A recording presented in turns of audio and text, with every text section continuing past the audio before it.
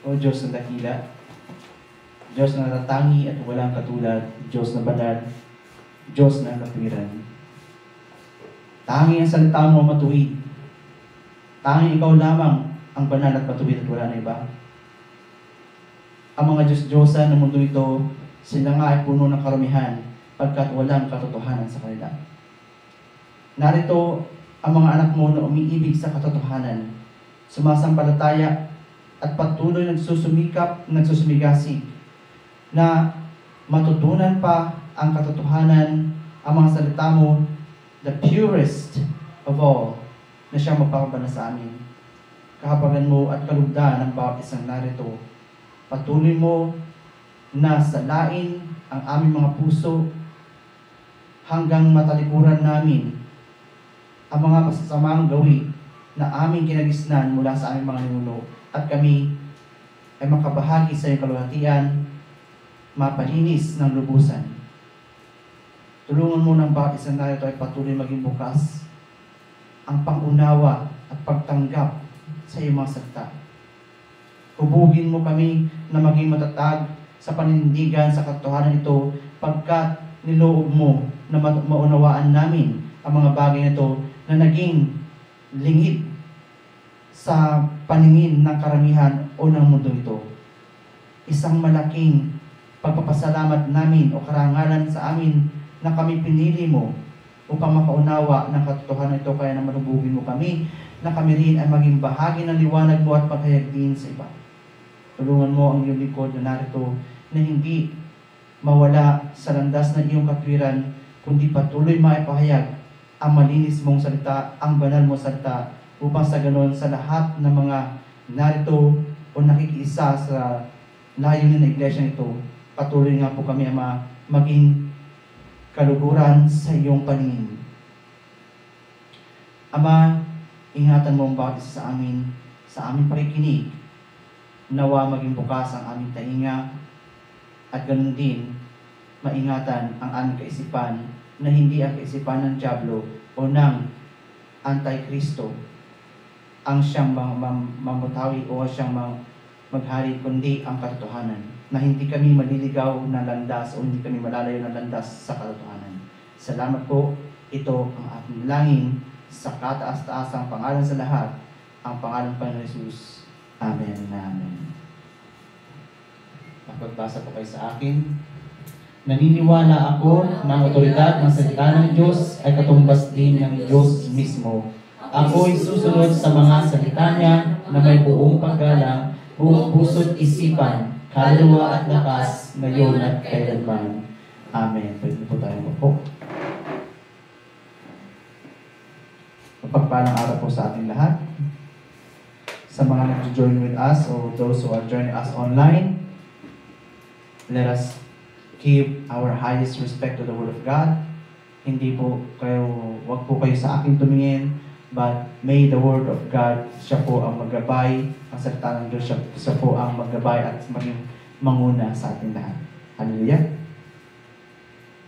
Lagi ko pong sinasabi sa iglesia nito, una sa lahat, kailangan po ma-set natin ang standard ng ating iglesia. Who is our God and what is the quality of what is the characteristic of our God? Ang Panginoon Hesus po, we must not miss o hindi dapat natin ma-misunderstood na siya po ay tao lamang. Jesus is God incarnate. Pag sinabi po natin Jesus is God incarnate, originally, siya po ay Diyos. Na, pag sinabi po natin nag-incarnate, nagkatawang tao lamang po siya. Yung pagiging flesh po niya, hindi po yun yung ating hindi lang po yung batayan ng ating pananampalataya. Tinatanggap natin that Jesus is 100% God, 100% man in the flesh. Pero kung 100% flesh lang natin siya tatanggapin, mamamali na po ang ating pananampalataya. Napakaliwanag po na patuloy sinasabi ng aklat o ng kasulatan that Jesus hindi po nawala ang kanyang pagka-Diyos bagamat pumunta siya o nanahan siya sa isang katawang lupa. Sa aklat po ng Colossians 2:9, sinasabi po ni Pablo na si Jesus, maging sa kanyang katawang lupa, hindi po nawala ang kanyang pagka-Diyos, bagkus nanatili po ang kanyang pagka-Diyos. Hindi ibig sabihin na, halimbawa, pumasok ka sa SM. Noong pumasok ka sa SM, ano ang daladala mong pangalan? Ako, halimbawa ako si Raymond, pumasok ako sa SM, hindi ibig sabihin nasa loob ako ng SM, ay SM lang ako. Ibig sabihin, nandun pa rin po yung aking characteristics. The point here is, ang punto ko dito, bakit po napakahirap unawain sa isang tao na ang isang manlilikha nga po ay kaya o pwede siyang manahan sa isang kanya nilikha pansamantala at gawin niya ito dahil ito ang kanyang purpose ng pagkalikha niya. Sino man po na hindi nananalig na si Jesus ay Diyos at siya ay tao lamang, ibig sabihin nawawala po, wala na po sa kanya yung main essence ng pagiging Kristiyano. Kahit na sabihin pa natin na ang ating pinapasukang church ay Iglesia ni Cristo, kung hindi po natin siya tinatanggap bilang Diyos, ay maliwanag na sinasabi sa aklat ng 2 John 1:7 that this is a spirit of Antichrist. Saliksikin po natin ang sinasabi po ng 2 John 1:7.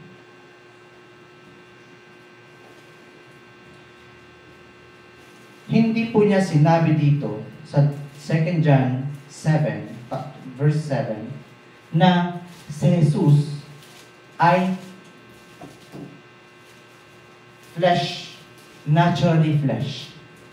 Sabi po dito, many deceivers who do not acknowledge Jesus as, sabi ko, as coming in the flesh have gone out into the world. Any such person is a deceiver and the Antichrist. Ano bang ibig sabihin nito? Yes, tinatanggap po natin sapagkat, sabi po niya sa Tagalog, sabi ko lang, sapagkat nagkalat sa sanlibutan ang mga mandaraya.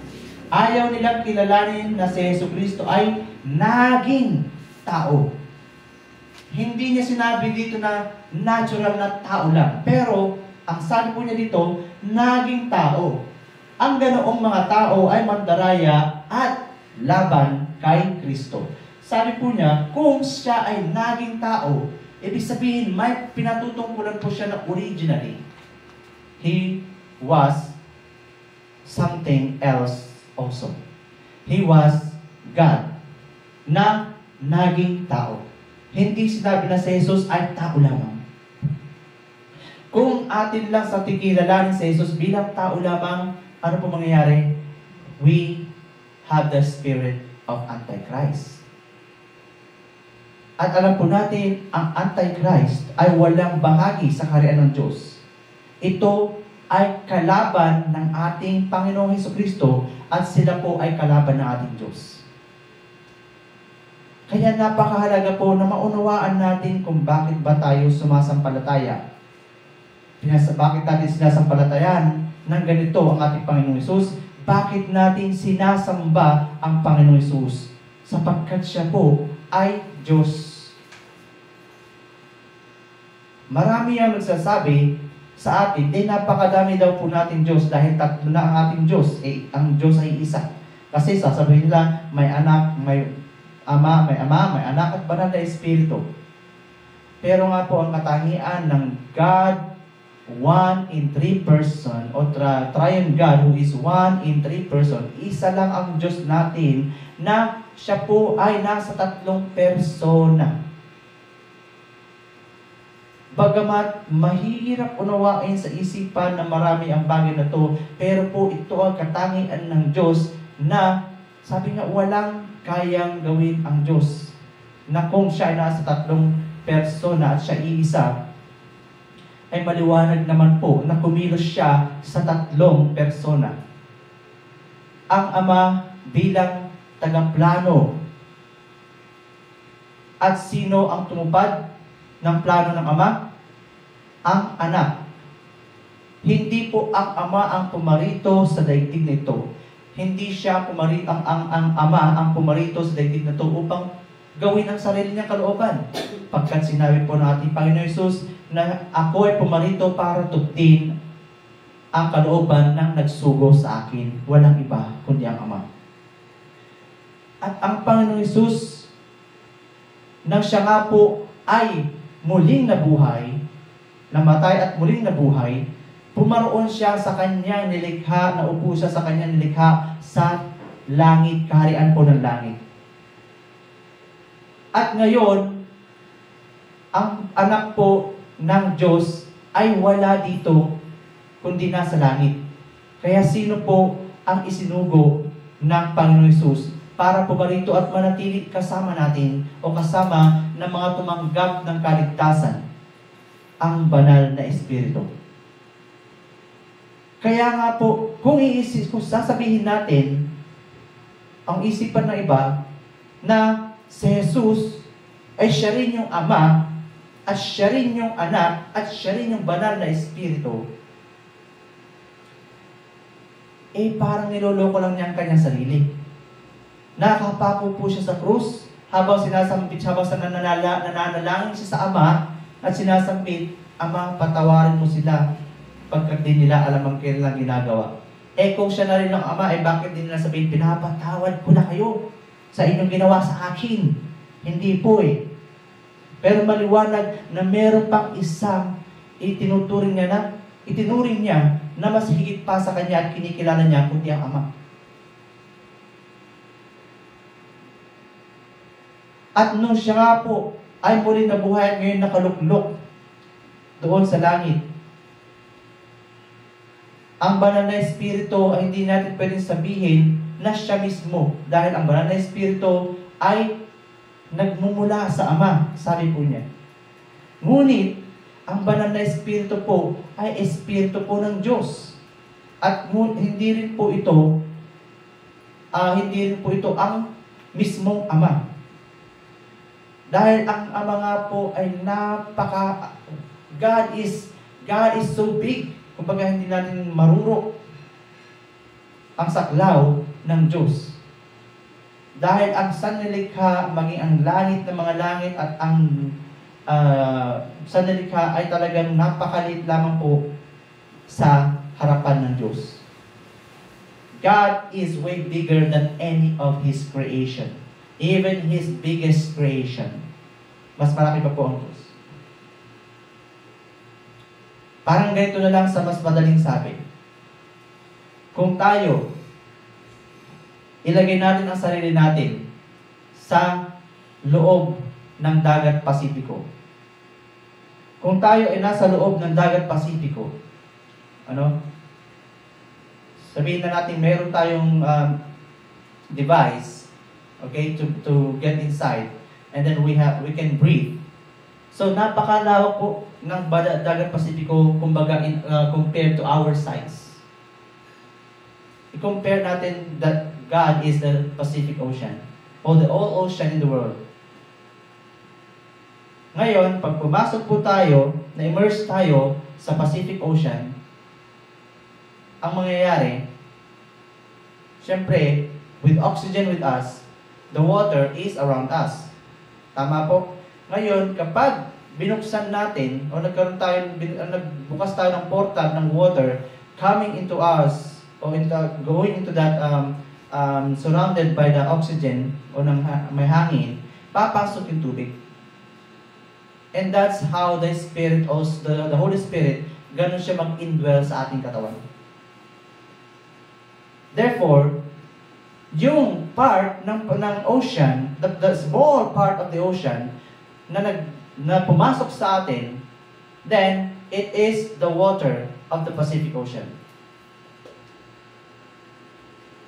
But the whole ocean, hindi siya mismo yung we become part of the ocean, pero hindi mismo yung Pacific Ocean ang mismong buong buo na nasa atin. But we only become one with God because His Spirit entered in us.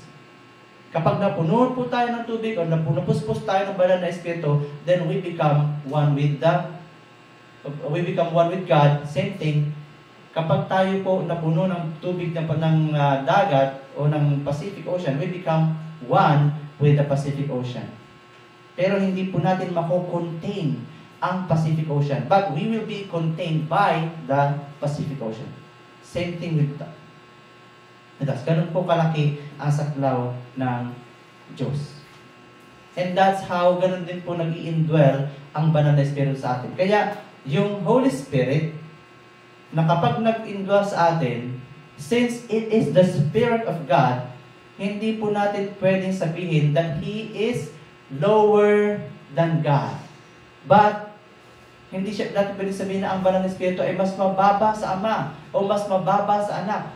Dahil ito ay Espiritu ng Diyos, siya rin po ay Diyos. Yung pumasok sa atin, halimbawa, na tubig ng Pasipiko, hindi natin pwedeng sabihin na ay ibang tubig ito. Kundi siya rin mismo yung parte ng dagat Pasipiko. That is a brief explanation kung paano po na ang banal na Espiritu ay nag-i-indwell sa atin at paano sila nagiging isa ng anak at ng ama. Kaya nga po hindi mo pwedeng rurukin ng sariling kaisipan ng tao, unawain ang karakteristik na ng Diyos sa pamamagitan lang ng basic logic ng isip ng tao. Dahil hindi po nakasalig doon ang karunungan ng Diyos. Hindi sa logic ng tao. Amen?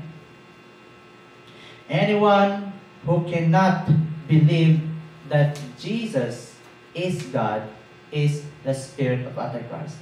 Pero hindi rin natin sinasabi, anyone, same thing, kung hindi tayo naniniwala na si Jesus ay nagkatawang tao, hindi rin po tayo katanggap-tanggap. O ang pananampalataya din po natin ay mali pa rin po. We must understand, emphasize po natin, Jesus is 100% God, and Jesus is 100% man. Kaya nga, natatangi ang ating Panginoon Jesus. Siya ay katangi-tangi. Kung sasampalataya po tayo na si Jesus ay tao lamang, kasi ang isip na yung iba, bakit daw siya ay tao lang? Kasi pinanganak po siya ni Maria. Kaya, lumabas siya ay tao lang. Iba po, ganito po kasi yun. Yung sinasabing, si Jesus was not flesh to flesh. In the Old Testament, sa Book of Genesis, nang lumikha po ang Ama ng tao, male and female, wala pang flesh. Wala pang spirit during that time. Flesh pa lang sila. Therefore, naturally, flesh and flesh, when they reproduce, is flesh. Pero paano ba sinilang ating Panginoon Jesus? Conceived by the Holy Spirit who came into flesh and then born. He was born. Kaya hindi po natin pwedeng isipin na si Jesus ay bunga lamang ng dalawang pagsasama ng flesh ni Maria at ni Jose. Dahil wala pong nangyari kina Jose at Maria mula nang ang banal na Espiritu ay nag-conceive kay Maria. Never sila nagsiping. Kaya nga po, ang isipan kasi ng tao, imposible na si Maria at Jose walang nangyari. Tao lang sila. That is the mindset of the world. That is yan ang mindset ng mga sangkatauhan na napakadumi. Hindi naman bobo ang ating Diyos para piliin niya yung isang tao na alam niya marami. Kaya po niya pinili si Maria at si Jose because He knew the righteousness in them na sumusunod sila ayon sa pamantayan ng Diyos. Hindi po siya pumili ng kung sino-sino lang. Dahil sila, alam po niya ang kanya nilikha, He knew who was faithful to His word at sumusunod ng buong katapatan. Kaya nga pinili niya at kinalugdan si Maria. Ngunit si Maria po, tanda po natin pinili po siya, bagamat hindi po siya Diyos. Hindi po natin tinuturing na Diyos si Maria and she is not God. Hindi po natin siya sinasamba. Hindi rin po natin siya dinidishonor. Kaya hindi po rin natin siya nilalapastangan. But ano ba ang pwede natin tingnan kay Maria? That He was chosen by God because of her faithfulness, na nanatili po siya sa katuwiran at kabanalan po ng Diyos. Ng salita ng Diyos. Sumusunod siya. Ano po ba kasi ang isipan ng mga tao ngayon? At the very age of 16, 14, ano bang nasa mundo ngayon? They are free to do whatever they want. They do whatever they want to. Fleshly, worldly, and so. Kaya yan po nagiging mentality ng mga tao. And that's why the life of our Jesus Christ, He was pure even though He was conceived in the womb of Mary. Kahit na po siya ay nasa sinapupunan ni Maria, He was pure. He was conceived by the Holy Spirit. Amen? Now, ang Diyos po, God established His name through the Son. Dahil alam po ng Ama na no one during that time, even in the world, no one in the world was good enough, was righteous to bear His name. Kanino niya ipagkakatiwala ang kanyang pangalan? Siyempre, sa kanyang anak. Kaisa-isang anak. In the Old Testament, in the past, laging sinasabi ng Diyos sa mga propeta na ang kanyang, ano ang pangalan na sasabihin ko sa mga Israelita, sabi ni Moises, ano ang tawag na sasabihin ko? Sabi niya, I am who I am. Pinakilala, I am the Lord. Hindi po niya inihayag pa yung kanyang pangalan because no one was good enough to bear His name. Wala pa. Wala pa yung katotohanan. Wala pa, hindi pa nalinis ang karumihan ng tao during the time. And no one was righteous to bear His name. Jesus, who came from the bosom of the Father, nagmula sa sinapupunan ng Ama. Alam po niya o kilalang niya ang Ama. Kaya nga sabi, walang nakakakilala sa Ama maliban sa nagmula sa Kanya. Tangi ang Panginoon Jesus lamang. At wala rin nakakakilala sa Anak, kundi ang Ama na Kanyang pinagmulan. Kilala ng Ama ang Kanyang anak, and that's why, of course, sa Kanya ipagkakatiwala ang pangalan. Bakit po ang pangalan na pinamana sa Kanya? Nandun na ang heaven. Of course, ano ba pinangalan? Bakit ba ibinigay pa sa Kanya ang pangalan? Though there is heaven, siyempre, sino ba sa mundong ito ang kapag pangalan ang pinag-uusapan natin? Sa totoo lang po, napakahalaga ng karangalan ng pangalan natin.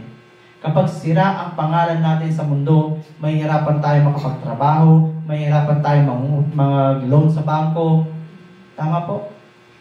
Ibig sabihin, our credibility in this world depends on our name.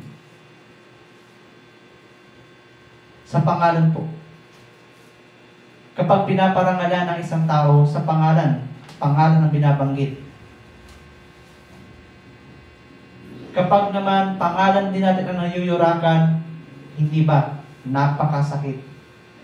Alam mo sa sarili mo na nandito ang katwiran sa pangalan mo. Kaya nga marami sinasabi, pinagmamalaki nila, hindi ko sisirain ang pangalan ko dahil lang dyan. Di ba? Pinagmamalaki natin. Why? Because name is very important. Pinapahalagahan ng tao ang kanyang pangalan. Ganon din po ang Diyos. Higit sa lahat na nagpapahalaga sa kanyang pangalan. Kaya nga, napakahirap na lapastanganin natin ang kanyang pangalan. At kung hindi natin alam kung ano ang pangalan ng Diyos, hindi po natin alam kung paano siya parangalan. But through His Son, ipinakilala ng kanyang kaisa-isang anak ang pangalan ng Diyos at na-establish nga po sa pamamakanya ang pangalan na ito, pangalan na puno ng pangalan ng katwiran, the name that is above all names. That in the name of Jesus, lahat po ng tuhod ay luluhod. That the name of God is Jesus. God established this.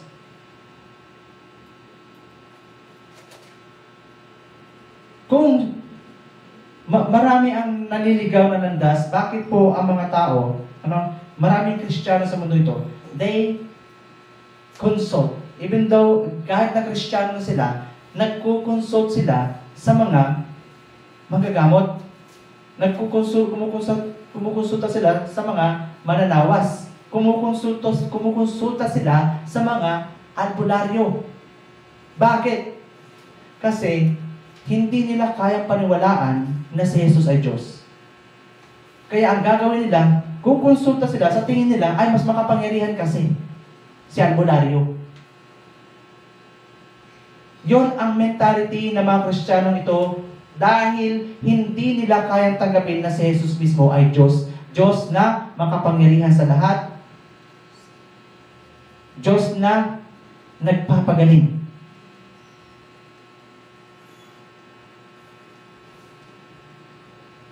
Of course, ang tingin lang kasi ng mga tao sa Kanya, syempre, many Christians, sapat lang sa kanila na paniwalaan the good deeds. Okay, tama naman, maraming good deeds, good teachings, good morals ang tinuturo ng ating Panginoon Jesus. Okay, people of this world, they are so into moral. Mas madali nilang paniwalaan kapag pinag-usapan is about moral and right conduct, good manners and right conduct. Bakit? Kasi this is what suits the desire of the flesh. Emosyon, damdamin. Isipin mo, paano ba na-establish ang good morals and right conduct? Kasi survey yan sa mga tao na ano ba yung mga hindi makakapanakit ng damdamin ng tao. That's why there's good morals and right conduct. Which is napakaganda sa paningin ng tao. Pero kapag magsasabi ka ng katotohanan at makakapanakit ng damdamin, di ba? Medyo umaaray ang mga tao sa kanilang damdamin. Kaya kung doon lang tayo babase sa good morals and right conducts, hindi tayo makapag-proclaim ng truth. Hindi ko sinasabi na huwag na nating gawin yon. But of course, there is wisdom given by God para gawin natin, ipahayag ng katotohanan. But remember this, tandaan po natin, ang pagpapahayag po ng katotohanan, kailangan masaktan ang damdamin ng tao dahil ang katotohanan po ay masakit. Sasabihin natin, baka kasalubong mo. Marami dyan, nasa paligid natin. Kumukonsulta sa mga albularyo, nagtatawas. Ngayon, kung hindi natin boldly na ipapahayag na ito ay kasalanan sa harapan ng Diyos, then anong mangyayari? ay, masama yan, huwag mong sabihin dahil magkanya-kanya tayong pananampalataya, may kanya-kanya tayong paniniwala. Bakit mo sinasabing ganyan? O hindi ba? Sasabihin nila, wala kang moral. Para sa kanila, walang moral ang pagsasabi ng katotohanan. And that is why hindi po tayo doon nakabase. But we must proclaim the truth boldly at manindigan tayo sa katotohanan ito. Dahil ito, hindi naman po sa ating sariling pag-iisip. Hindi natin ito sinasabi dahil sa tingin lang natin ito ay tama, pero ito ay batayan ng Diyos. Siya mismo ang naghayag sa atin na ito ay kasalanan sa kanyang harapan.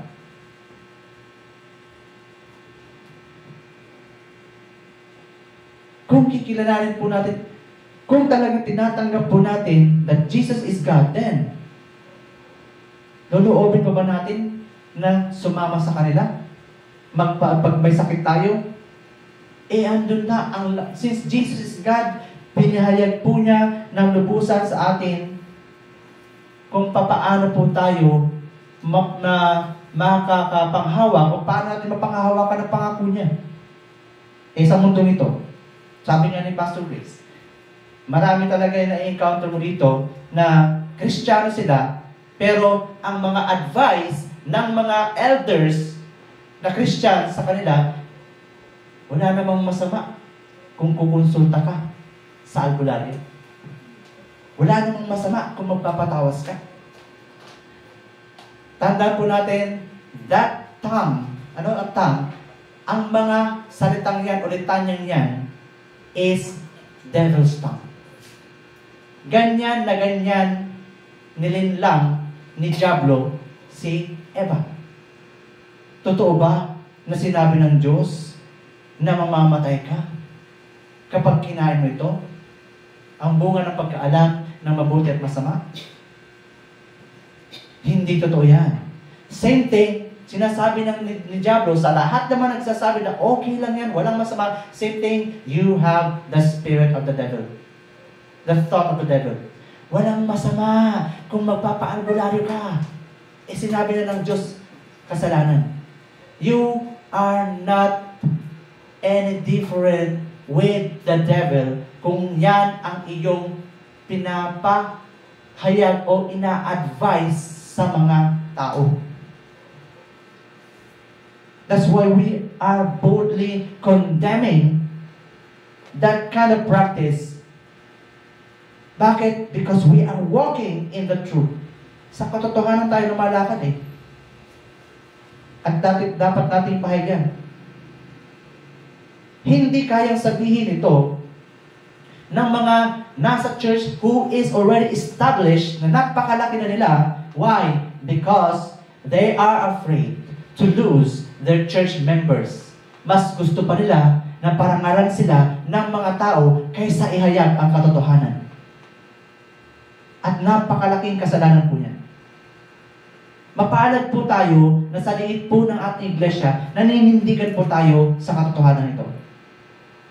Hinuhubog namin ang bawat isa sa inyo na masakit man pakinggan ang aming mga tinuturo, ngunit ito ay katotohanan. It's all up to you. Tatanggapin mo o magre-repel ka ba sa katotohanan ito? Hallelujah? Okay lang kung munsudta ka sa hermit. Anong ermitanyo? Sabihin nila. Ano po ba ang ermitanyo? Ang ermitanyo po ay sila yung nagsisiklud o nagsusolitude in the mountains para for their religious belief. Tayo po, ang buhay po natin bilang mga Kristiyano, hindi po tayo kinakailangan mamuhay bilang isang ermitanyo na magsusolitude tayo doon sa bundok o hihiwalay tayo. Our life, just like the life of our Lord Jesus Christ, who came and publicly preach, publicly taught, nag-preach siya publicly. Pero ang tinutukoy po dito, no?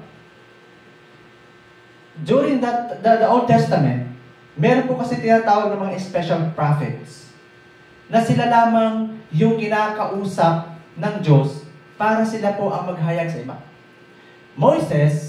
Si Moises, nung panahon po na yon, ay kinakausap niya ang Diyos sa Mount Sinai. Tapos, bumababa po siya para sabihin sa mga tao yung sinasabi ng Diyos sa kanya.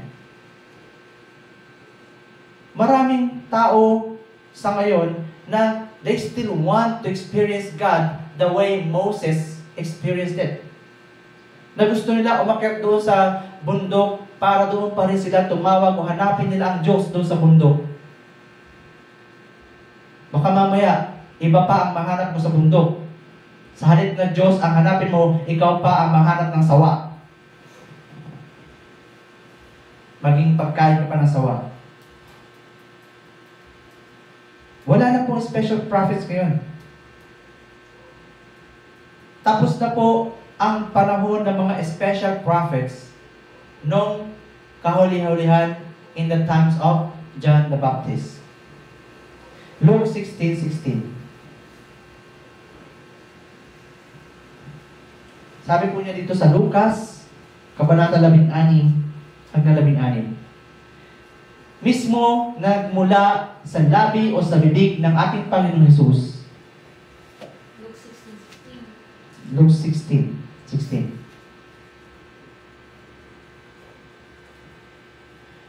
Sabi po niya sa Lucas, sabi po ng ating Panginoong Hesus mismo, at alam po natin, bakit po natin binibigyan ng napakataas na otoridad kapag sinabi o yung nung nagmula mismo sa labi ng Panginoong Hesus, because nananalig sa tayo na si Jesus nga ay Diyos at nagmula sa Ama. Therefore, kung si Jesus ay Diyos, He also has the highest authority, just like God.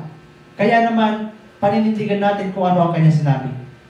Because dahil nga po sa binasa natin kanina, katumbas mismo ng Diyos ang kanyang salita.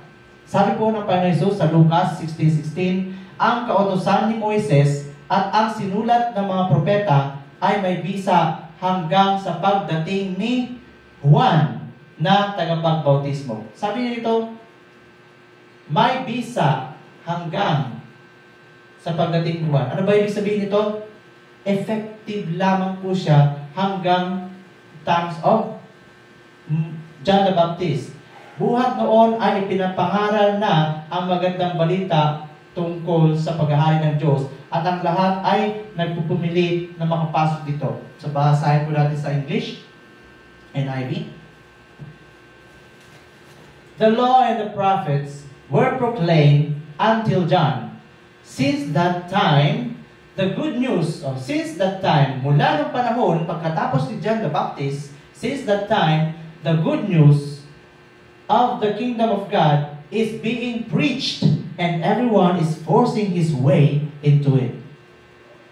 Mula po nung panahon na ng katapusan ng panahon ni John the Baptist, sabi niya, mula po noon, doon palang ipinahayag yung magandang balita na ng kaligtasan. At ng kagandahang loob ng Diyos. During the Old Testament, wala pa po yung sinasabi ito na proclaim the good news about the kingdom of God. Why? Sa Old Testament, lahat po doon, puro utos ng Diyos kung paano sila magiging guidelines pa lamang po. Kung paano sila na makakarating sa pangako ng Diyos. Hanggang sa dumating na nga po ang Panginoon Jesus, and then the kingdom of God is being preached since that time. Ang Panginoon Jesus po, hindi na po siya yung katulad ng special prophets.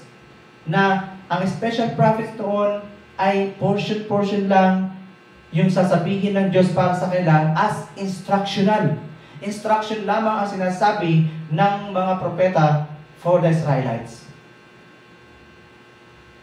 Pero ang Panginoon Jesus po, nung dumating siya dito, hindi lang po basta instructions, but He also proclaimed the knowledge of the kingdom of heaven and also the knowledge of God. Ipinahayag po niya ng buong buo. Boldly. Ano ba yung boldly sa Ilocano? Lantaran. Ilocano sa Tagalog. Lantaran po niya ipinahayag. Paano po yung pinahayag? Kaya nga po sa Biblia, nandito, kung babasahin po natin, nandito na.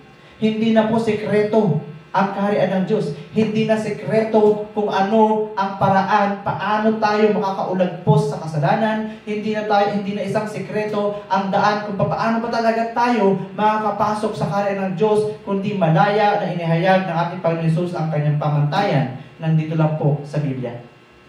All we have to do, digest, read, and accumulate the knowledge, and live with it. Isa buhay po natin. Tanggapin, panampalatayanan, at isa buhay. Believe. Pero maraming tao, binabasa nila ang Biblia, pero they do not believe. Maraming tao, binabasa nila ang Biblia, pero ini-skip nila kung ano yung mga details na taliwas sa kanilang kalooban. They are repelling, kaya nire-repel nila yung Word of God. Kahit binabasa po nila ang Biblia, they are repelling. Ayaw po nilang isabuhay, ayaw nilang tanggapin kasi ang prinsipyo, hindi yan ang paniniwala namin. But our faith ay kung sinabi ng Panginoon Hesus na ito ang pamantayan niya, we acknowledge and we believe and then we live. Yan po ang pananampalataya natin. Kaya bakit para sa iba? Bakit para napakahirap nilang maranasan the Word of God? Napakahirap nilang maranasan to experience God. Napakahirap. Why? Because they do not acknowledge. They read and repel. But tayo, we read and absorb. We study and we absorb.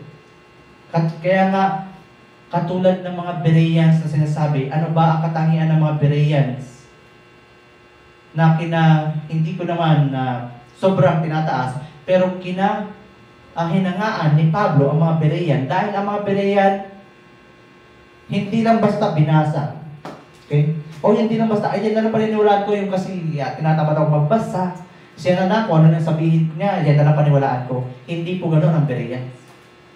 Ang Bereans, kinamangha-akin na namangha si Pablo dahil ang mga Bereans, pinakinggan. Uy, sabi na, ano po mukhang may laman, mukhang may sense yung sinasabi ni Pablo. Sige nga, salisikin natin kung tama yung sinasabi niya. Tapos, nung nakita ng mga Bereans, nandito nga, tama nga yung sinasabi ng tao ito. Ano ginawa nila? Of course, we must live with it. We must apply. We must follow. We must obey. Yan po. Sundin natin. Tama ang sinabi ng taong ito. At nandito sa sinasabi ng kasulatan na ipinahayag din ng Panginoong Hesus. Kaya dapat natin itong sampalatayanan at sundin isa buhay. Ganyan po ang mga Berean. Hindi po tayo yung basta lang nakinig, okay na yan.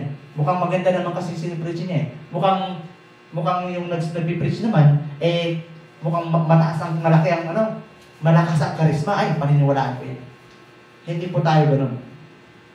Ay, kasi yung speaker, kilalang tao, famous. Hindi po tayo tumitito.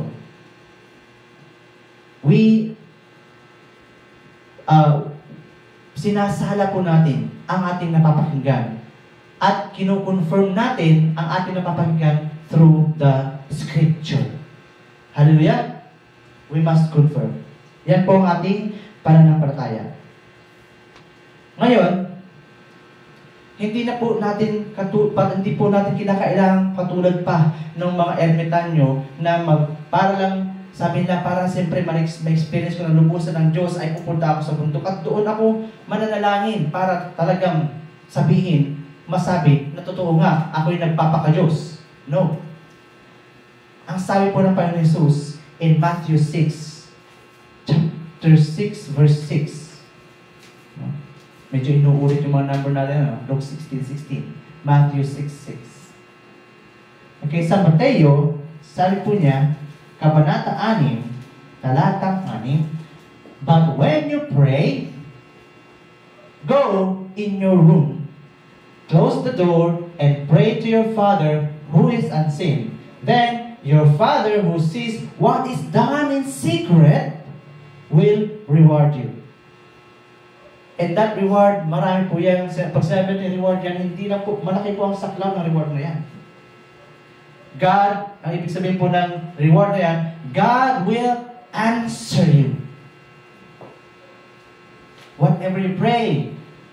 Ibig sabihin, ano po ba ibig sabihin ng going into your room? Ano ba yung sinasabi natin? Pag sinabi natin, even in your room, hindi na po natin magkailangan pang magpakalayo-layo sa bundok para lang kausapin ng Diyos. But even in your room, ano bang ibig sabihin yung your room?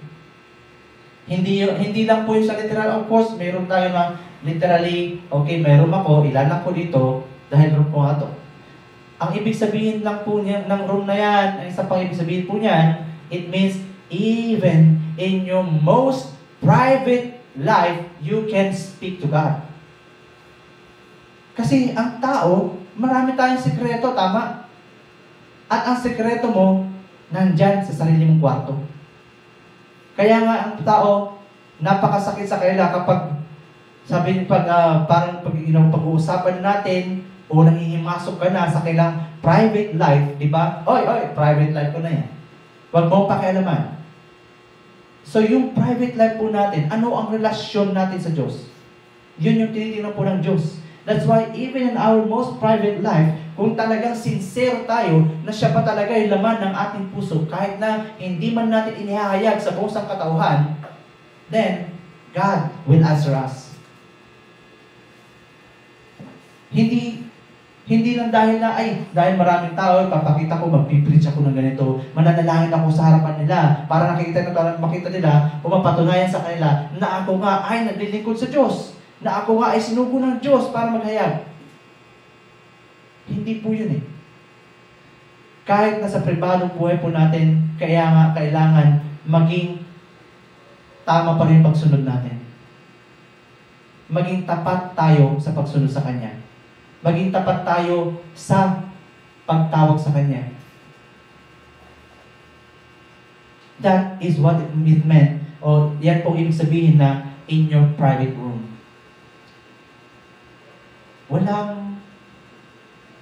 If you have a sincere heart na talagang na tumatawag sa Kanya, it doesn't matter. You pray loudly, you pray na mahina, God is looking about how sincere your prayer is.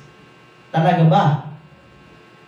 Na yung mga pinapanalangin mo, na mga ginagawa mo na yan, ay talaga bang kahit na sa private na buhay natin, o yung hindi nakikita ng tao, ay isinasabuhay pa rin natin.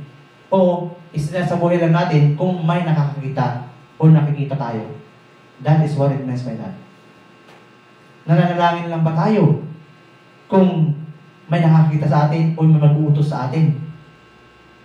O kahit na wala mag-uutos sa atin, even in our private life, kaya ba daw nananalangin pa rin ba tayo sa Kanya? Tumatawag pa rin ba tayo sa Kanya?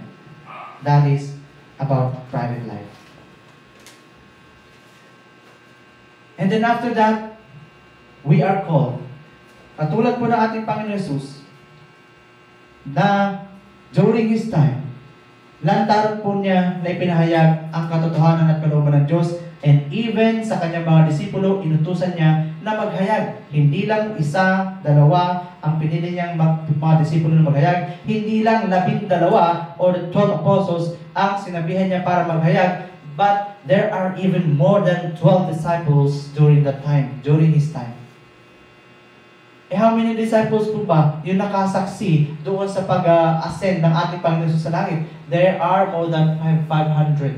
There were more than 500 disciples. So sa lahat po sila, they are subject na magpahayag po ng kaharian ng Diyos, patungkol sa kaharian ng Diyos, ng salita ng Panginoon Jesus.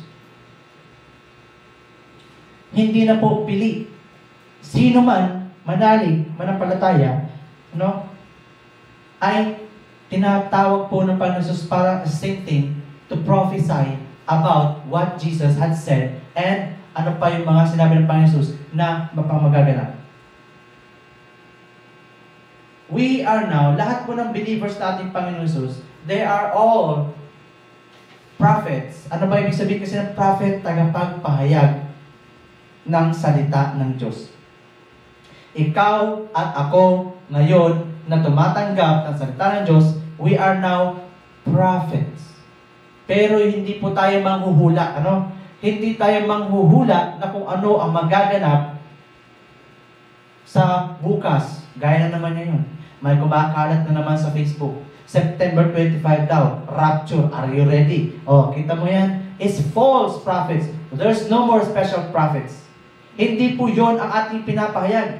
Pinapahayag natin that there will be rapture, but we don't know when.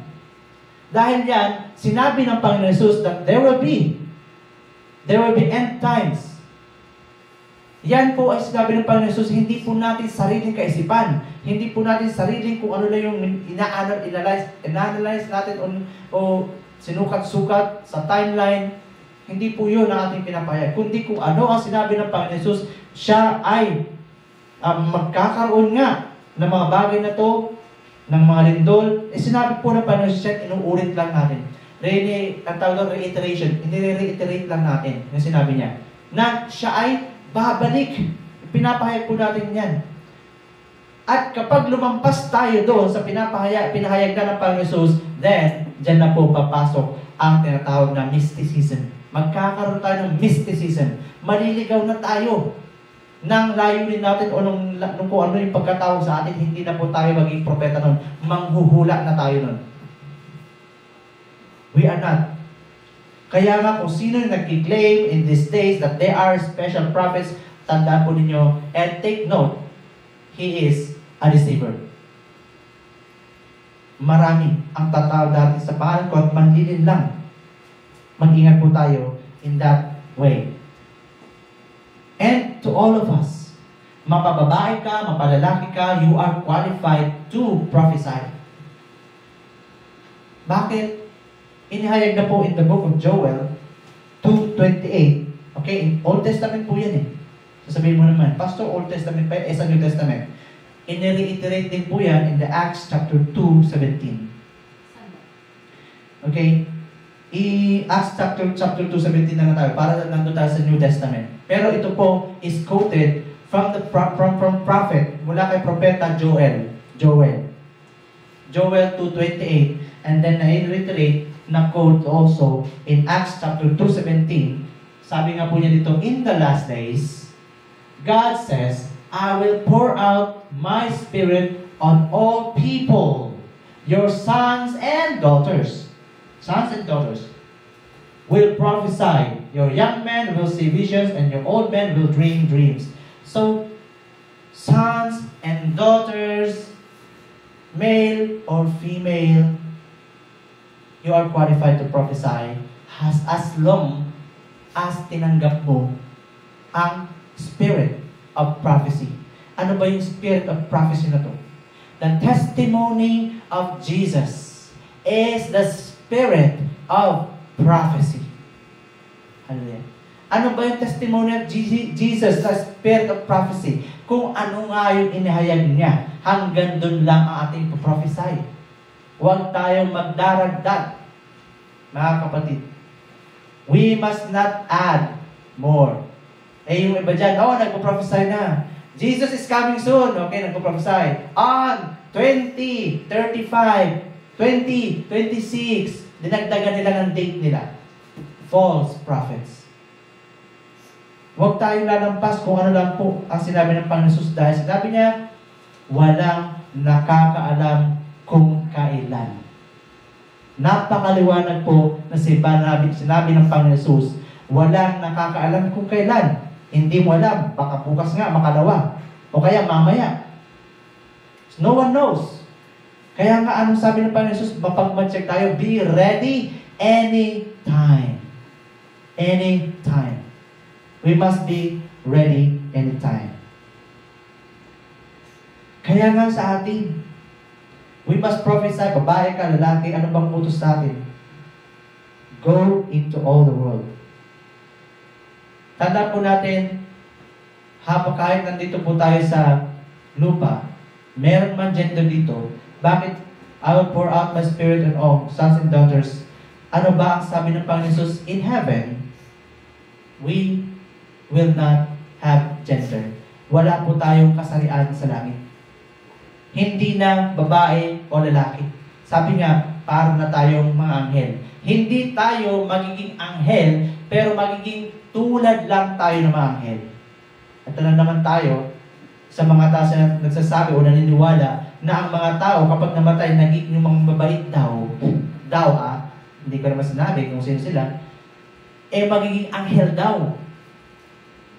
Hindi po tayo magiging anghel. Magiging katulad lang po tayo ng anghel. Dahil ang mga anghel, nilikha po sila, sabi ko nga nakaraan, nilikha po ang mga anghel bilang tagapaglingkod ng Diyos at maglilingkod din sila sa mga tumanggap ng kaligtasan. Therefore, kung ikaw at ako ay tumanggap ng kaligtasan, and when we go into our glorious promise of Jesus Christ, yung pangako ng Panginoon Jesus at nandun na tayo sa kanyang kalwalhatian, then tayo rin ay puno ng kalwalhatian at ang mga anghel din po ay maglilingkod sa atin.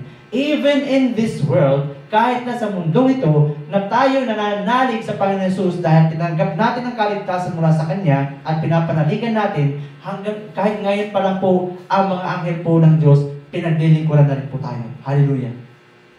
How glorious that angels, maging sa mundo ito, they are serving you.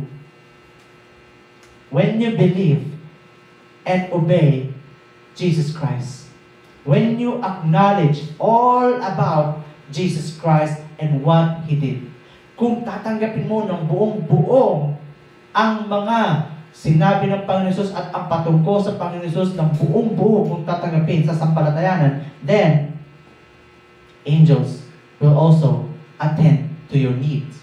At yung mga needs na yan, hindi yung pera. Anghel, hanapan mo ako ng pera, wala na akong pera. It's not that way. God's angels will help you do the will of God para trabahuhin kung anong kalooban ng Diyos. And of course, some naman, there are some added unto you. Una sa lahat, sabi niya, kaharian ng Diyos. Ano ba yung kaharian sa patungkol sa kaharian ng Diyos? Trabahuhin natin. Ano ba yung pinapatrabaho ng Panginoong Jesus? Of course, sabi niya, go into all the world. Preach the good news. Drive out demons. Heal the sick. So, paano natin magagawa yun without the help of the angels?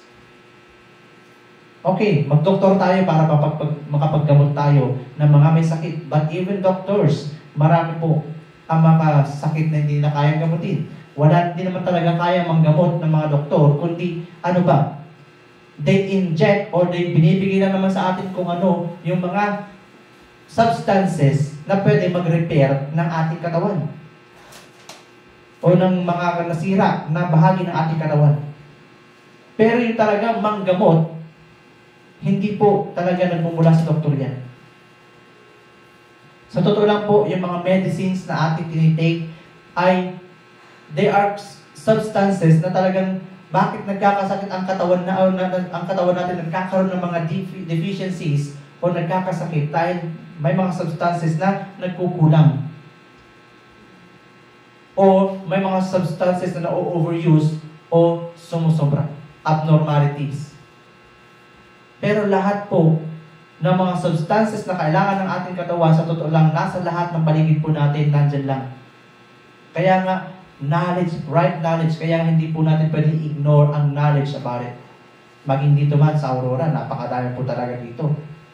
Tuwa-tuwa nga ako na actually, bumibili tayo ng mga tsaa-tsaa dyan na dahil lang in-advertise. Pero in the surroundings po talaga, dito sa Aurora, napakadami po talaga ng yaman ng Aurora na andyan lang po yung mga substances na kailangan ng katawan natin to continue, ang katawan natin ay maging active and in a good condition. Kasi lahat po yan, nilikha ng Diyos. Ano ba sabi ng Diyos? Makakain mo ang lahat ng nariyan maliban. Okay. All of those creations na ginawa ng Diyos, may purpose. Kaya lang, nagiging poison kasi kapag marami, sobrang dami yung substance dito sa ating katawan, nagiging poison. Iron. Isipin mo ang iron. O di ba, kailangan ng katawan natin ng iron. Pero isipin mo, sige, lunukin mo yung buong buo yung bakal. Hindi ka mamamatay yan. But iron is of course the substance of yung tinatawag ng metal. Kaya nga iron ang tawag eh. Pero very, very small portion lang kailangan po natin doon. Kaya kapag kuminom ka ng vitamins na may iron, di ba? Bakit parang lasang kalawang? Same, of course, because the substance is it is. So, nandun po kasi sa right knowledge of God. Kaya nga, nilikha po ng Diyos ang katawan natin in all of these things. Kasi nga ang katawan natin, sa alabok nagmula in the dust, at lahat nga po natin sa paligid ito ay dust. And so, our body is created from the dust also. That's why the content ng ating body is also the dust. Amen? Hallelujah. So let's go. Let's go back. So into all the world, we must proclaim the good news. Lalaki, babae. So, sabi po niya dito in Mark 16:5, go into all the world. Lalaki ka, babae, ay, ano pa?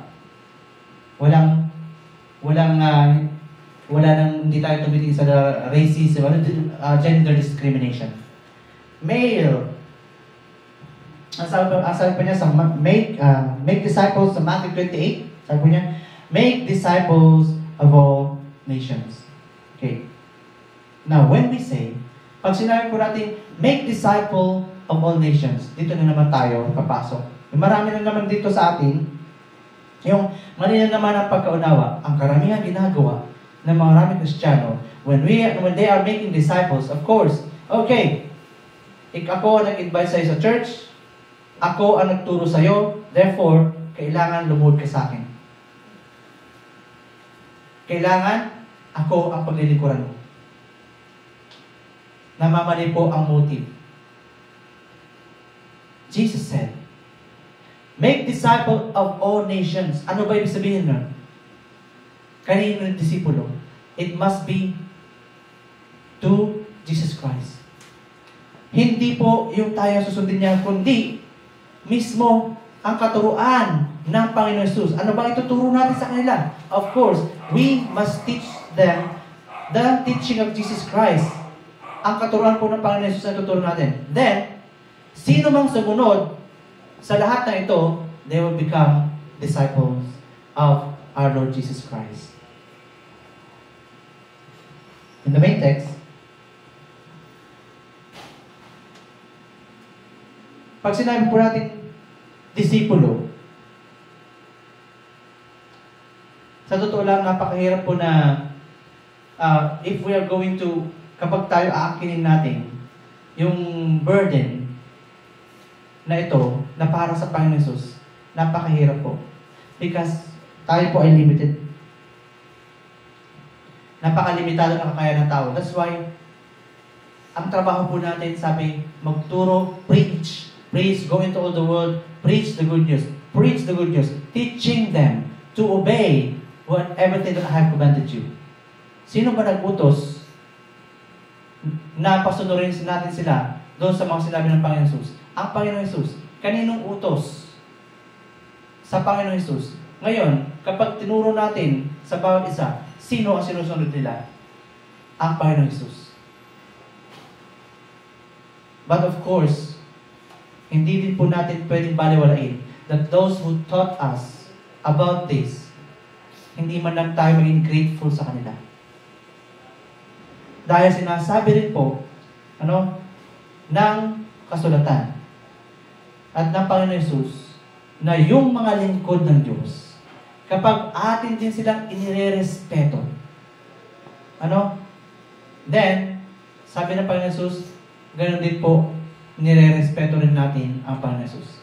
Kapag sinusunod natin sila, dahil sila ay nasa Panginoong Jesus o dahil ang tinuturo nila at sa buhay nila ay ang buhay ng Panginoong Jesus, then we are also obeying Jesus Christ. Then we become disciples of Jesus Christ. Ibig sabihin po nun, hindi lang ako na nagturo sa iyo at hindi lang ikaw na tinuruan ko, hindi lang ikaw ang sumusunod sa akin, kundi pareho po tayo na disipulo ng ating Panginoon Hesus. Kaya nga lang, nagiging katuwang natin ang bawat isa para lalo pa mapalawig o maparami pa ang mga kaluluwa na maliligtas at mapalawig ang gawain ng Diyos. Sa Mateo, sa ating main text, Matthew 8, 5-13. Yung centurion po na ito, no? Naiintindihan po niya kung ano yung authority ng ating Panginoon Hesus. Bakit? Itong centurion po niya na ito, sabi nga niya, alam niya kung ano yung nasasakupan niya. At sabi niya, alam ko rin na merong Lord over me. Kaya basahin po natin. Kaya simula. Pagpasok ni Jesus sa Capernaum, lumapit sa kanya ang isang opisyal na hukbong Romano. Opisyal po ito, no? Kita mo, buti po itong opisyal na ito, napaka-humble. Samantalang tayo, wala na tayong paglaki sa lipunan. Ayaw pa natin sumunod sa Panginoong Jesus. Hallelujah. Pagpasok ni Jesus sa Capernaum, lumapit sa kanya ang isang opisyal na hukbong Romano at nakiusap. Ito po, bakit po in-emphasize dito na opisyal siya ng hukbong Romano? Kasi during that time, alam po natin that the Romans, ang mga Romano po, they hold, o sila po may hawak ng parang superpower. Sa panahon po natin, they are the superpowers. At opisyal ka pa ng isang superpower na imperyo. How glorious yung maging opisyal ka ng superpower na empire. Pero ito, sabi po niya, lumapit siya sa Panginoon Jesus. Ginoo, ang katulong ko po ay naparalisado. Siya po ay nakaratay sa bahay at lubhang nahirapan. Tangin kasi dito, tinan mo sa NIV. Ginoo lang tawag niya eh. Sa NIV, tinan mo. Jesus said to him, okay. Anong tawag niya sa NIV? Kaya layo eh. Ginoo, parang paggalang lang ito eh. Pero dito sabi niya, Lord. Lord. Ang tawag ni centurion nito sa Panginoon Jesus, Lord. He said, my servant lies at home, paralyzed, and in terrible suffering. Tingnan mo, tinawag niya ang Panginoon Jesus na Lord kahit na siya ay may nasasakupan. Kahit na siya rin ay mayroon siyang Lord over him na nagko-command sa kanya. Bilang isang opisyal na hukbo, alam po niya na mayroong nagko-command din sa kanya. And he knows the authority, he knew the authority over him. Na kapag sinabi ng authority sa kanya, alam niya sa sarili niya na he must obey without hesitation, without delay. Wala nang patumpik-tumpik, kailangan niyang sundin ang sasabihin ng kanyang Panginoon. That's how he understood the authority. Kaya sinabi niya, ituloy po natin. Kaya sabihin niya, Jesus said to him, sabi niya, I will go. I will go and heal him. Sabi niya, ng Panginoon Jesus, okay, there. Pero sumagot pa rin yung centurion. Sabi niya, the centurion replied, Lord! Okay, ito naman tawag niya, Ginoo na naman sa Tagalog eh. Sabi ng Panginoon, di ba? Iba yung Panginoon, sabi Ginoo, Lord, I do not deserve to have you come under my roof, but just say the word and my servant will be healed. Tinuloy niya. Sabi niya, for I myself am a man under authority. Ako rin, sabi niya, under authority ako.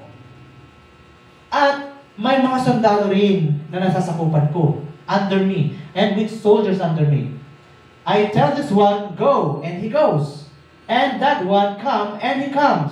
I say to my servants, do this, and he does it. So sabi niya, ako alam ko kung paano magutos. Kapag sinabi ko sa aking mga lingkod, pumunta ka doon, at siya pupunta. Walang pag-aalinlangan, walang delay. Pag sinabi ka, lumapit ka, come. Lalapit siya ng walang pagdududa, walang pag-aalinlangan. Gawin mo ito. Gagawin niya ito ng walang pagtatanong. Ganon naintindihan ng centurion na ito. Kasi nga, mahigpit ang mga Romano. Hindi ka pwedeng basta-basta tumanggi. Siyempre, alam mo, protocol mo yan. So, sobrang matindi ang training ng mga sundalong Romano. And they know how to obey their authority. Hindi ka pwedeng patumpik-tumpik sa pagsunod. Hindi ka pwedeng mag-question when you obey. Kahit din sa military, nung ako po ay pumasok sa CAT and I became an officer, ano ba ang motto ng mga tinitrain ng mga sundalo? Obey first before you complain. Una sa lahat, hindi ka pwedeng mag-complain agad pag inutos sa'yo. Anong gagawin mo? Pag inutos sa'yo, you must obey. And the centurion understood this very well. Nabus po na intindihan ng centurion na ito kung ano rin po yung otoridad ng Panginoong Hesus. Kaya nga itinuring niya during the time bakit niya tinawag na Lord ng Panginoong Hesus na kahit siya ay opisyal ng centurion and Jesus, sino ba siya noon during that time? Nasa kanila nasasakupan ang mga Israelites. Jerusalem was under the empire of Romans that time. Pero itinuring niya that Jesus was his Lord. He called him Lord. Ang sabi niya, let's continue. When Jesus heard this, kaya namangha ang Jesus, he was astonished and said to those following him, I tell you the truth, I have not found anyone in Israel with such great faith. Wala akong natagpuan sa Israel na ganito kalaking pananampalataya. Ang mga Israelites, sabi tuloy po natin. Tuloy na hanggang matapos. I say to you that many will come from the east and the west and will take their places at the feast with Abraham and Isaac and Jacob in the kingdom of heaven. Okay? Next. But the subjects of the kingdom will be thrown outside into the darkness where there will be weeping and gnashing of teeth. Okay, sabi niya dito, marami. Okay, then Jesus said to the centurion, go, and it will be done just as you believed it would. And his servant was healed at that very hour. Ora mismo, during that time, gumaling po yung lingkod ng centurion o servant ng centurion. Bakit? Sabi po ng Panginoon, balik nga po tayo sa dito sa 11. Sabi ng Panginoon, marami. During that time, sabi, marami will come from the east, from the west, at sasalo sa hapag nila Abraham, ni Jacob, at ni Isaac. Sino pinapatungkulin niya rito? Mga Israelites. They are the people of God. But sabi niya, actually, that's a 12. Sila po yung tinatawag nga, yung mga Israelites, they are the subjects of the kingdom of heaven. Dapat sila yun para sa kanila, the kingdom of heaven. Pero bakit sinabi niya, but the subjects of the kingdom will be thrown outside. Sino ba yung subjects na yun? Bakit? Dahil hindi po sila kumilala o hindi nila kinilala ang Panginoong Hesus as their Lord, as their authority. They did not give, hindi nila binigyan ng otoridad sa buhay nila ang Panginoong Hesus. And that's why, sabi niya, they will be thrown outside into the darkness where there will be weeping and gnashing of teeth. The core of our Christian faith is about submission to the authority of our Lord Jesus Christ. Kaya nga sabi niya dito, many call to Jesus, Lord, Lord, but they do not submit to the authority.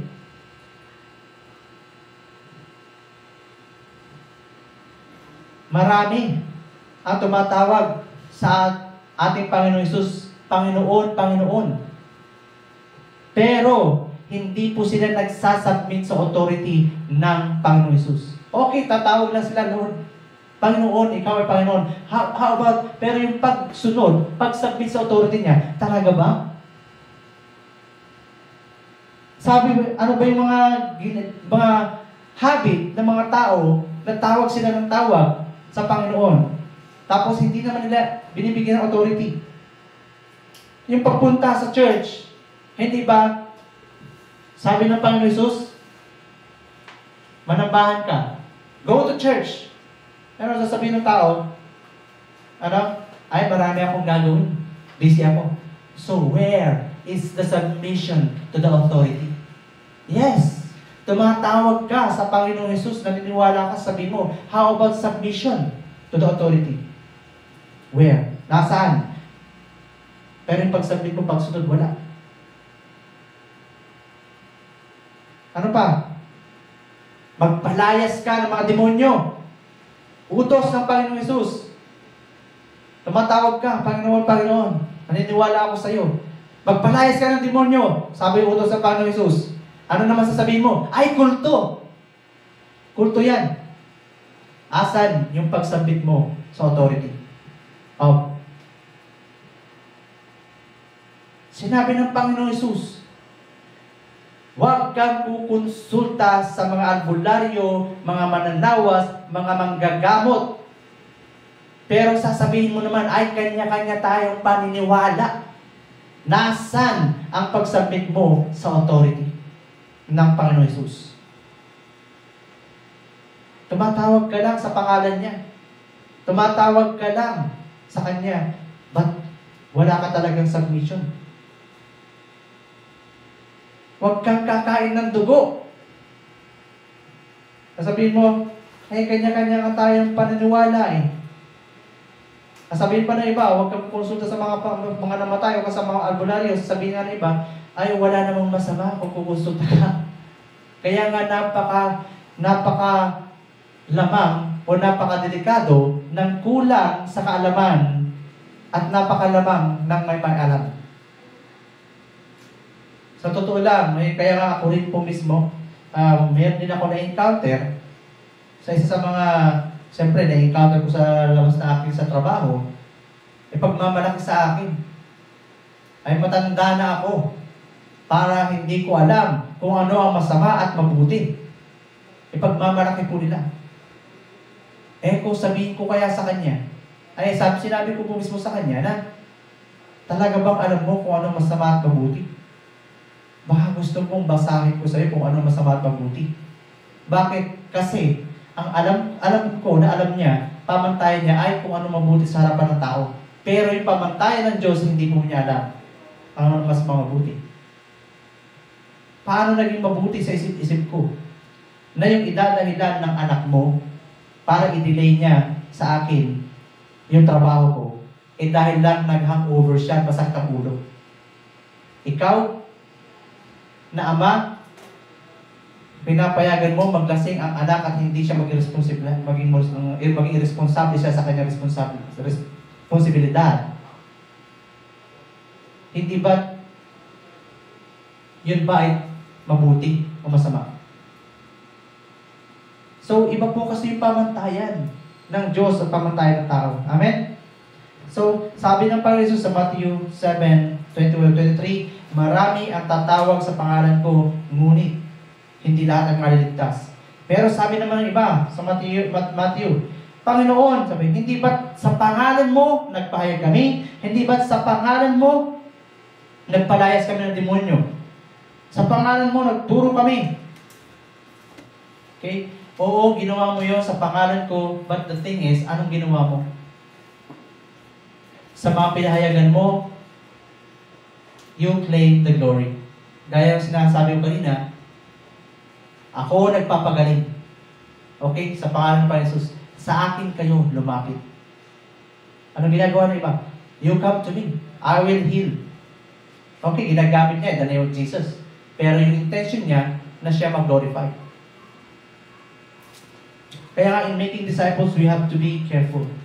Kaya nga ako kahit sabi ka sa isip ko nga, na ako, nagpapahayag ako ng salita ng Panginoon Jesus, pero pinagpapasalamat ko rin sa Diyos na kahit paano hindi ako naging charismatic sa aking pagsasalita. O hindi ako naging charismatic na tao. Bakit? Kasi kung naging charismatic ako at yung mga tao ay titingin na lang sa akin para ako na lang ang pakinggan nila, then magkakasala ako ng malaki sa harapan ng Diyos. Pero nagpapahayag po ako kung ano ang sinabi ng Panginoon Jesus, kung paano siya susunod sa Panginoon Jesus, and it's all up to you Will you obey or not? Ang sa akin, tinuturo ko na sa iyo, pinapahayag ko sa iyo. If you obey, then good for you, then you do not obey me. Kapag susunod ka, mabuti sa iyo, hindi ako ang sinusunod mo, ang Panginoon Jesus ang sinusunod mo. Yun ang itinuturo. At yun ang dapat natin. Kaya nga sinabi po niya, the will of the Father.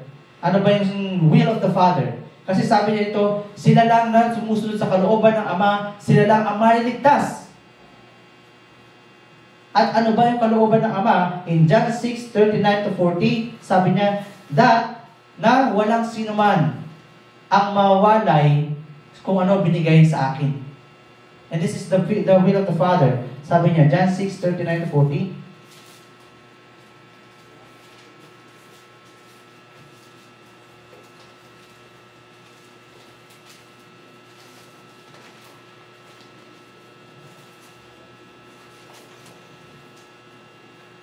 John chapter 6, 39-40. At ito ang kanyang kalooban, ang huwag kong hayaang mapahamak ang kahit sino man sa mga ibinigay sa akin. Ano bang ibig sabihin doon? When we teach, kapag tinuturuan po natin ang mga tao na sumunod sa ating Panginoon Jesus, then lahat sila ibinibigay natin sa Panginoon Jesus. And then that burden na para sa Diyos, hayaan mo siya, hindi mo kakayanin. Hindi natin kakayanin na yung burden na para sa Diyos ay tayo ang magpasan. May burden na binigay sa atin ng Diyos at yung ating sariling krus. At yung bagay na yon na gawing tayo ang mag-sustain ng lahat ng pangangailangan nila, hindi po natin magagawa yun. Lahat po ng tinuturuan natin na sumunod sa katuruan ng Panginoon Jesus, they become, i-turn over po natin sa Panginoon Jesus yan as His disciples. Ngunit tayo rin po, tagapangalaga na kung ano yung binigay sa atin na kakayahan to supply yung pangangailangan nila na nandihan pa ng ito pa, then that is our duty. Yun po yung burden natin. Huwag po natin angkinin lahat dahil masisira po tayo. Tao lang po tayo na hindi natin taglay ang never-ending power or unlimited power. Hallelujah. Lastly, napakarami po. Many church are active in their praise and worship, pero wala yung kanilang obedience in Christ. Wala pa rin po submission to the authority. Complete obedience to Christ, ito po yung true sense of submission. Ano ba yung ibig sabihin ng true sense of submission? Submission to authority, katumbas po ito mismo yung katumbas ng pagluhod and pag-bow down. Hindi po tayo is mga hypocrisy na papakita natin lumuluhod tayo o dumadapa pa, nagbabaw para sa pananalangin. Hindi lang po yun. And that's only a bodily gesture. Pero yung totoong pagsunod po sa kalooban ng ating Diyos, that is the true essence of, yan po yung totoong kahulugan ng pagluhod, pag-bow down sa ating Diyos. Yun po ang hinahanap ng Diyos na pagsamba sa Kanya. Hindi yung ginagawa ng mga tao sa Quiapo na mula sa entrada, nakaluhod, paglalakad hanggang altar. Yan po ay, kahit gawin mo yun, buong maghapon, araw-araw mong gawin yun, kung wala yung pagsunod natin sa sinasabi ng Panginoon Jesus, hindi po tayo makakapagsambit sa Kanyang authority at ang mga bagay na yun ay detestable sa harapan ng Diyos. Ano detestable? Kamuhi-muhi lamang po sa harapan ng Diyos.